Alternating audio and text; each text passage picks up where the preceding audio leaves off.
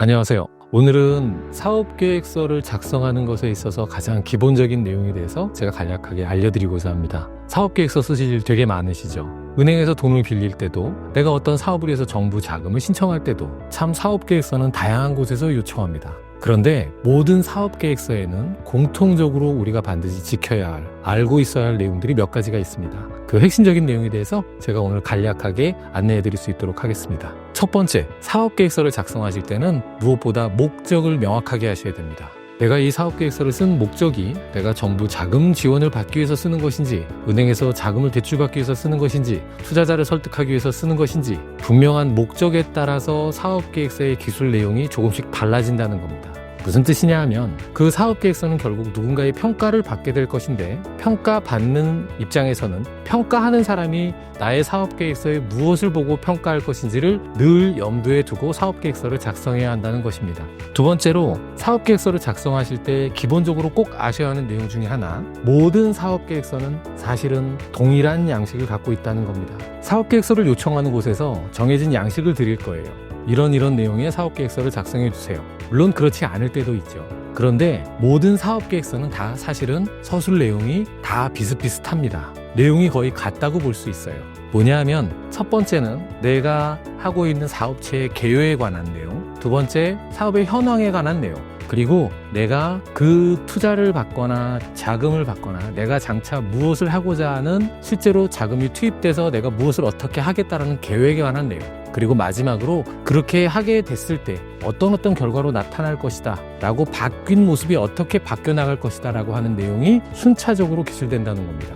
그런 내용들을 반드시 숙지하시고 사업계획서를 작성해 나가셔야 됩니다. 자, 그리고 사업계획서를 작성하실 때 또 한 가지 염두에 두셔야 하는 내용 중에 하나는 뭐냐 하면, 이게 서류평가에서 끝나는 것인지 아니면 면접과 발표평가를 수반하는 것인지 반드시 고민하셔야 됩니다. 서류평가로만 끝나는 내용이라면 서류에 정말 많이 공을 들이고, 그리고 서류에서 모든 것들이 판가름된다면 내가 내세울 수 있는 모든 장점들을, 사업의 이점들을 그 서류 안에 녹여내야 하지만, 발표평가나 면접평가가 수반된다면 현장에서 내가 보여줄 수 있는 것들을 더 추가로 할 수 있기 때문에 실제로 서류로 작성하는 내용에서 끝나지 않는다는 것도 염두에 두고 서류를 작성하시면 될 것 같습니다. 그리고 실무적으로 들어가서 사업계획서를 작성하실 때 놓치기 쉬운 몇 가지 실수하시는 점들에 대해서 제가 말씀드릴게요. 첫 번째, 만약에 사업계획서의 폰트가 정해져 있다면 그 폰트에 맞춰서 작성하셔야 되지만, 폰트가 정해져 있지 않다면 가장 명시성이 높고 그리고 사람들의 시선을 끌 수 있는 내용의 폰트를,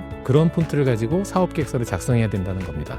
보통 일반적으로 우리가 사업계획서를 작성할 때 원래 주어진 사업계획서 내용 속에 예시로 되어 있는, 기울어져 있는 이탈릭체를 그대로 남겨둔다거나, 거기에 원래 쓰여 있는 그냥 굴림체의 폰트를 가지고 사업계획서를 작성한 것은 그다지 바람직하지 못합니다. 더 사람들의 시선을, 눈을 확 끌 수 있는 그런 폰트가 무엇인지, 명시성을 높일 수 있는 폰트가 무엇인지를 조금 더 고민해 보시고 그런 폰트를 가지고 사업계획서를 작성하시기를 추천드립니다. 두 번째, 폰트의 크기는 절대 들락날락하면 안 됩니다. 들쭉날쭉해서도 안 되고, 내가 강조하고 싶다고 해서 함부로 볼드체를 써서도 안 됩니다.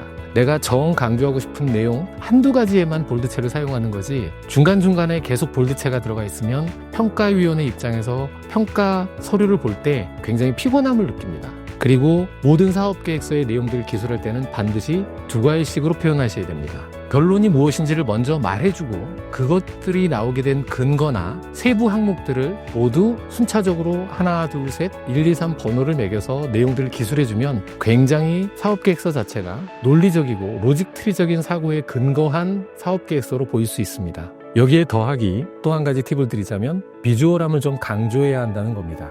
표도 들어가고 그림도 좀 들어가고 이해를 좀 더 용이하게 할 수 있는 그런 도표나 자료들이 추가된다면 사업계획서가 조금 더 보기 쉽고 그럴듯해 보이는 게 사실입니다. 그런 점을 최대한 활용하시되, 여기에서도 정말 주의하실 게 있습니다. 특히나 어떤 데이터, 자료들을 인용하실 때 그 출처와 연도를 반드시 확인하셔서 제대로 된 자료를 인용하고 그래프를 가져다 사용하셔야 한다는 걸 꼭 명심하셔야 됩니다.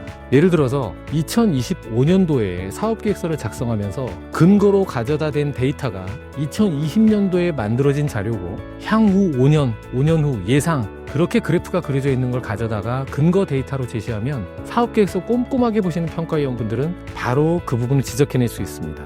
그렇다 보니까 그렇게 비주얼하게 그래프나 도표를 넣으실 때는 출처를 명확하게 하고 연도를 반드시 확인하셔서 나의 논거를 좀 더 명확하게 최신화해서 나의 주장을 뒷받침할 수 있는 그런 사업계획서가 될 수 있도록 그런 자료를 반드시 활용하시기를 권해드립니다. 이 외에도 사업계획서를 작성하실 때 정말 주의하셔야 할 점, 그리고 신경 쓰셔야 할 점은 되게 많이 있지만 그런 부분은 제가 점차 차례로 더 좋은 내용으로 더 디테일하게 그렇게 말씀드릴 수 있는 기회는 또 마련해 보도록 하겠습니다. 감사합니다.